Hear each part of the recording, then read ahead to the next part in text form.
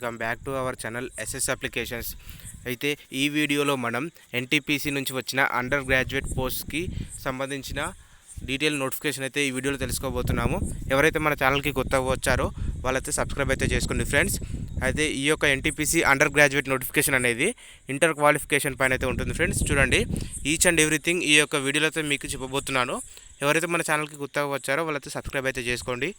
Applications dates అనేది ఇప్పుడు నేనైతే చూపిస్తున్నాను ఫ్రెండ్స్. చూడండి, అఫీషియల్ వెబ్సైట్లో ఈ విధంగా అయితే మెన్షన్ చేయబడింది. ఫస్ట్ ఈ యొక్క నోటిఫికేషన్ పబ్లిష్ చేయబడింది, అంటే పబ్లిక్లోకి ఈ యొక్క నోటిఫికేషన్ వచ్చిన డేట్ అంటే 20 సెప్టెంబర్ 2024 అనేది అయితే నిన్న అయితే వచ్చింది friends. Opening of online registration applications ఈ రోజు నుంచి ఆన్లైన్ అప్లికేషన్స్ అయితే స్టార్ట్ అయ్యాయి. లాస్ట్ డేట్ అనేది 2024లో 20 అక్టోబర్ 2024 మిడ్ నైట్ వరకు అయితే ఉంటుందని క్లియర్గా అయితే మెన్షన్ చేశారు. ఇందులో ఎవరైతే ఫీ పేమెంట్ అంటే అప్లికేషన్ అంతా కంప్లీట్ చేసి ఫీ పేమెంట్ ఎవరైతే చేయరో వాళ్ళకి లాస్ట్ డేట్ అనేది 2 డేస్కు అయితే చాయిస్ ఇచ్చారు ఫ్రెండ్స్. 21 and 22 డేట్స్లో పేమెంట్స్ అనేది చేయాలి. ఒకవేళ పేమెంట్ కనుక చేయకపోతే మీరు అప్లికేషన్ మొత్తం ఫిల్ చేసి పేమెంట్ కనుక చేయకపోతే మీ యొక్క అప్లికేషన్ అనేది రిజెక్ట్ అయితే చేయబడుతుందని చెప్పేసి క్లియర్గా అయితే మెన్షన్ చేశారు. ఎవరైతే మళ్ళీ ఏదైనా అప్లికేషన్లో కనుక ఏదైనా మిస్టేక్స్ కనుక ఏమైనా ఉన్నట్లయితే ఇక్కడ చూడండి ఫ్రెండ్స్, 23 నుంచి 1 వరకు ఎడిట్ చేసుకోవడానికి ఆప్షన్ అయితే ఉంటుందని వాళ్ళు క్లియర్గా అయితే మెన్షన్ చేశారు. మళ్ళీ ఇక్కడ చెప్పారు friends, date for modification of window correction in application form అనేది ఇలా క్లియర్గా అయితే మెన్షన్ చేశారు. ఇందులో మనం ఇంకా డీటెయిల్గా చూసుకున్నట్లయితే ఇందులో ఖాళీగా ఉన్న పోస్టులు అనేటివి ఇక్కడ క్లియర్గా మెన్షన్ చేయబడ్డాయి. ఇందులో మళ్ళీ ఒక్కొక్క పోస్ట్కి క్వాలిఫికేషన్ ఏంటి, ఏజ్ క్రైటీరియా ఎంత ఉండాలి అనేది తెలుసుకోవడానికి ఈ యొక్క వీడియోను పూర్తిగా చూడండి. అలాగే పోస్ట్ డీటెయిల్స్ కనుక చూసుకున్నట్లయితే ఫస్ట్ చూడండి ఫ్రెండ్స్, మొత్తం 4 రకాల పోస్టులు అయితే ఉన్నాయి. అందులో first commercial come ticket clerk అని చెప్పేసి ఫస్ట్ పోస్ట్ ఉంది ఫ్రెండ్స్. చూడండి, ఇందులో మొత్తం ఎన్టీపీసీ 7th పీసీ సిపిఎస్లో 3 పోస్టులు. ఇందులో first of all pay initials అంటే ఫస్ట్ మనకు బేసిక్ పే శాలరీ అనేది స్టార్టింగ్లోనే 21,700లో అయితే ఉంటుంది. మెడికల్ స్టాండర్డ్ అయితే B2 అయితే ఉంటుంది friends. B2, C2, A2, A3 అంటే ఏందనేది క్లియర్గా ఈ వీడియోలో లాస్ట్కి అయితే చెప్తాను. చూడండి, మళ్ళీ ఈ ఏజ్ కనుక చూసుకున్నట్లయితే ఈ యొక్క జాబ్కి అప్లై చేయాలంటే కంపల్సరీగా ఏజ్ అనేది 18 నుంచి 30 ఇయర్స్ అయితే కంపల్సరీగా ఉండాలి. ఈ యొక్క నోటిఫికేషన్లో ప్రతి ఒక్క జాబ్కి అప్లై చేయాలంటే 18 నుంచి 30 ఇయర్స్ మధ్యలో అయితే ఉండాలి. చూడండి, తర్వాత టోటల్ వేకెన్సీస్ అంటే కమర్షియల్ కమ్ టికెట్ క్లర్క్కి మొత్తం 2002 పోస్టులు అయితే ఖాళీగా ఉన్నట్లు తెలుస్తుంది. ఇందులో చూడండి, మళ్ళీ సెకండ్ పోస్ట్ కనుక చూసుకున్నట్లయితే ఇక్కడ అకౌంట్ క్లర్క్ కమ్ టైపిస్ట్ అని ఇక్కడ మెన్షన్ చేయబడ్డది ఫ్రెండ్స్. ఇక్కడ చూడండి, second option account clerk cum typist అని మొత్తం లెవెల్ పీసీ సెకండ్ ఫ్రెండ్స్. ఇందులో పే ఇనిషియల్స్ కనుక చూసుకున్నట్లయితే అంటే బేసిక్ పే శాలరీ ఎంత ఉంటుందనేది కనుక చూసుకున్నట్లయితే 19,090 అయితే ఇక్కడ క్లియర్గా మెన్షన్ చేయబడ్డది. మెడికల్ స్టాండర్డ్లో అయితే C2 మెడికల్ స్టాండర్డ్ అయితే మనం క్వాలిఫై అవ్వాలి. ఏజ్ క్రైటీరియా అనేది 18 నుంచి 30 ఇయర్స్ మధ్యలో అయితే ఉండాలి ఫ్రెండ్స్. మొత్తం ఇందులో ఉన్న వేకెన్సీస్ ఎన్ని అంటే మొత్తం 361 పోస్టులు అయితే ఉన్నాయి. తర్వాత జూనియర్ క్లర్క్ కమ్ టైపిస్ట్ అని థర్డ్ పోస్ట్ అయితే ఉంది ఫ్రెండ్స్. ఇందులో మొత్తం బేసిక్ పే స్టార్టింగ్ మంత్లోనే 19,900తో జీతం అయితే ఉంటుంది.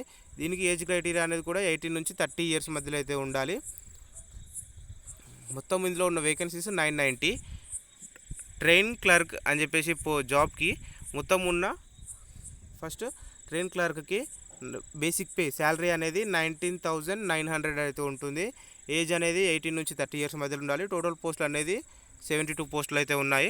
మొత్తం ఈ యొక్క నోటిఫికేషన్లో 3,445 వేకెన్సీస్ అయితే ఇక్కడ క్లియర్గా మెన్షన్ చేయబడ్డాయి. ఈచ్ అండ్ ఎవ్రీథింగ్ డీటెయిల్ కూడా మనము ఇందులో డీటెయిల్గా అయితే తెలుసుకోబోతున్నాం ఫ్రెండ్స్. మన ఛానల్ని అయితే సబ్స్క్రైబ్ చేసుకోండి. చూడండి, 3,445 వేకెన్సీస్ అయితే ఉన్నాయి. ఇందులో మెయిన్గా మనం చూసుకోవాల్సినవన్నీ అప్లికేషన్ ఫీజు పేమెంట్, క్వాలిఫికేషన్, మళ్ళీ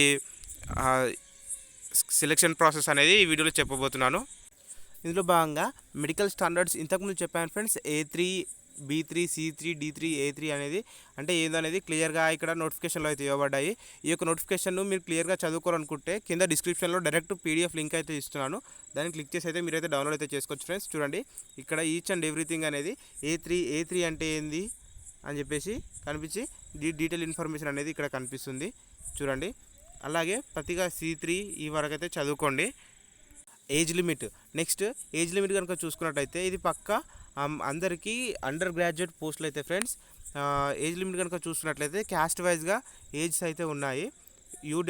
UR/EWS వాళ్ళకి ఎవరు 2/1/1992 తర్వాత అయితే పుట్టి ఉండాలి. అంతకుముందు పుట్టిన వాళ్ళైతే నాట్ ఎలిజిబుల్. OBC నాన్ క్రిమి లేయర్ వాళ్ళు 2/1/1989లో లేదా అంతకు తర్వాత పుట్టిన వాళ్ళు మాత్రమే ఎలిజిబుల్. తర్వాత SC ST వాళ్ళు 2/1/1987లో పుట్టిన వాళ్ళు ఎలిజిబుల్.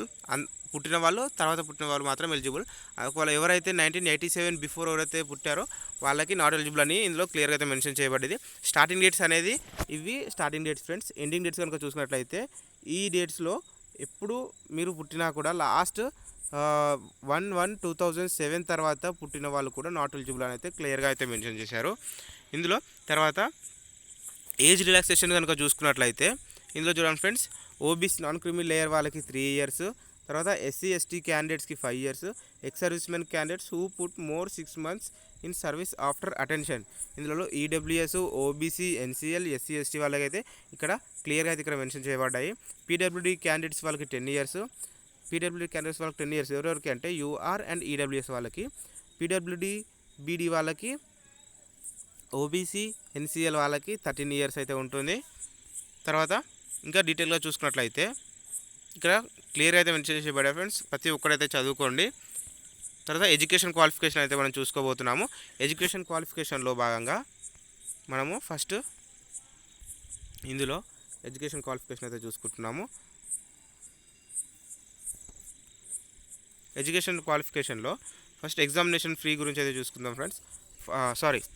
ఇందులో a candidate must be required minimum education qualification indicate post Annex 7 సెన్ recognised board or university institute of closing online application registration అయితే ఇక్కడ కనిపిస్తుంది ఫ్రెండ్స్. ఇందులో మెయిన్గా అప్లికేషన్ ఫీజు అయితే చూసుకోండి. క్వాలిఫికేషన్ ఇంకా Annex 4లో 5లో ఉందని చెప్పేసి అయితే వీళ్ళు చెప్తున్నారు. చూడండి Annex 5లో కూడా నేను ఈచ్ అండ్ ఎవ్రీథింగ్ అయితే ఎక్స్ప్లెయిన్ చేస్తాను. ఇందులో ఫస్ట్ అదర్ క్యాండిడేట్స్ ఎవరెవరైతే మొత్తం ఇందులో 2 types ఆఫ్ పేమెంట్స్ ఉన్నాయి friends. SC ST females, transgenders, ex service men, ST minority వాళ్ళకి 250 అయితే పే చేయాలి. 250 పే చేస్తే 250కి 250 రూపీస్ అనేవి వీళ్ళకి ఎవరైతే 250 రూపీస్ అమౌంట్ పే చేశారో SC ST PWD female, transgender, ex service men వాళ్ళకి 250 ఫస్ట్ CBT అటెంప్ట్ కాగానే 250 రూపీస్ రీఫండ్ అయితే అవుతాయని క్లియర్గా అయితే వీళ్ళైతే చెప్పారు.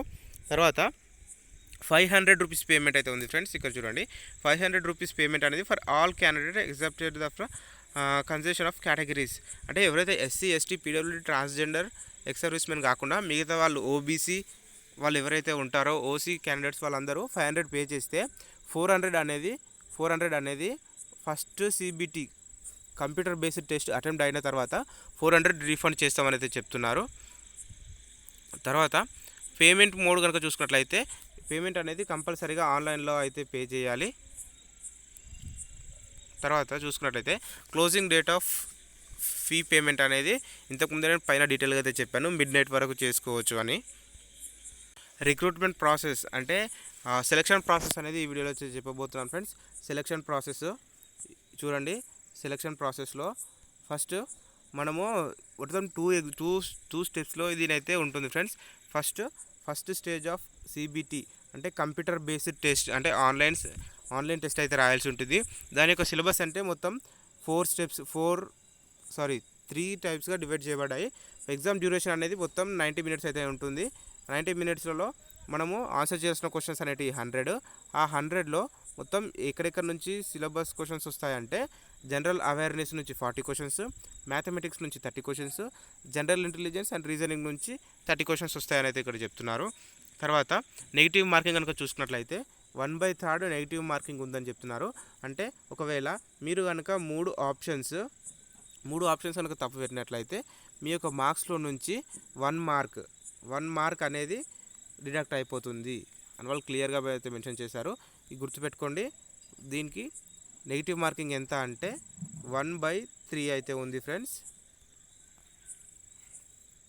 నెక్స్ట్ ఇందులో ఒకవేళ మీరు జనరల్ అవేర్నెస్లో ఏం చదవాలి, మ్యాథమెటిక్స్లో ఏం చదవాలి, జనరల్ ఇంటెలిజెన్స్లో ఏం చదవాలి అనేది క్లియర్గా సిలబస్ కనుక చూసుకున్నట్లయితే ఇక్కడ కింద మెన్షన్ చేయబడ్డాయి friends.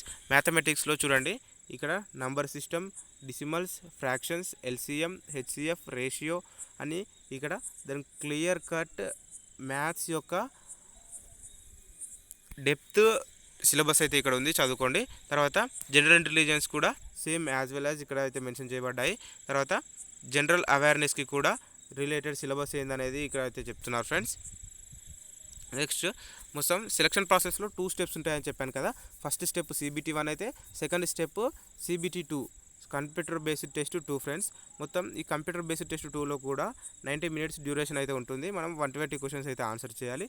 50 questions general awareness, 35 questions mathematics, 35 questions reasoning నుంచి అయితే వస్తాయి. దీనికి ఒక డీటెయిల్గా సిలబస్ కనుక చూసుకున్నట్లయితే మ్యాథమెటిక్స్ ఇక్కడ క్లియర్గా చూసుకోండి. ఈ యొక్క పీడిఎఫ్ని మీరు డిస్క్రిప్షన్లో ఇచ్చిన లింక్ ద్వారా కూడా డౌన్లోడ్ చేసుకోవచ్చు. తర్వాత జనరల్ ఇంటెలిజెన్స్ అండ్ రీజనింగ్ నుంచి ఈ క్వశ్చన్స్ ఫ్రెండ్స్, అంటే ఈ యొక్క సిలబస్ని చదువుకోండి. తర్వాత జనరల్ అవేర్నెస్లో ఇక్కడ కింద కనిపిస్తున్న ప్రతి ఒక్కటైతే మీరు చదువుకోవాల్సి అయితే ఉంటుంది. తర్వాత స్కిల్ టెస్ట్ అయితే ఉంటుంది ఫ్రెండ్స్. స్కిల్ టెస్ట్ కూడా ఇక్కడ చేస్తామనేది ఇక్కడ అఫీషియల్గా అయితే నోటిఫికేషన్లో మెన్షన్ చేశారు. డాక్యుమెంట్ వెరిఫికేషన్లో కూడా ఉంటుంది. నెక్స్ట్ హౌ టు అప్లై అని చెప్పి, అంటే నెక్స్ట్ స్టెప్ ఎలా అప్లై చేస్తారనే స్టెప్ బై స్టెప్ ప్రాసెస్ని అయితే నేను నెక్స్ట్ వీడియోలో అయితే చేయబోతున్నాను. ఎవరైతే మన ఛానల్కి కొత్తగా వచ్చారో వాళ్ళైతే సబ్స్క్రైబ్ అయితే చేసుకోండి ఫ్రెండ్స్. ఒకవేళ మీ ఫ్రెండ్స్కి కనుక ఈ వీడియో యూజ్ అవుతుంది అనుకున్నట్లయితే ఈ వీడియోని మీ ఫ్రెండ్స్కి అయితే షేర్ చేయండి. రిక్వైర్డ్ డాక్యుమెంట్స్ కావాల్సినవి ఏంటి అని నేను ఇక్కడ మళ్ళీ అయితే చెప్తాను ఫ్రెండ్స్, నెక్స్ట్ వీడియోలో అయితే చెప్తాను. Thank you. ఎవరైతే మన ఛానల్ కొత్తగా వచ్చారో వాళ్ళైతే సబ్స్క్రైబ్ అయితే చేసుకోండి ఫ్రెండ్స్. బాయ్.